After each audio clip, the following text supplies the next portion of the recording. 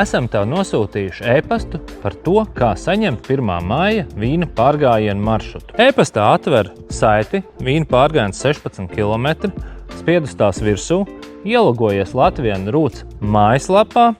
Tiklīdz tas būs izdarīts, maršruts ir pievienots tavai lietotnei. Spiežam virsū atvērt ar iOS vai Android, un šī mirklī atveram Latvian Roots aplikāciju. Maršruts ir redzams aplikācijā.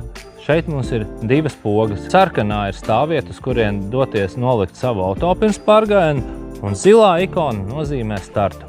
Visi punkti ir aktīvi 50 metrus vai tuvāk.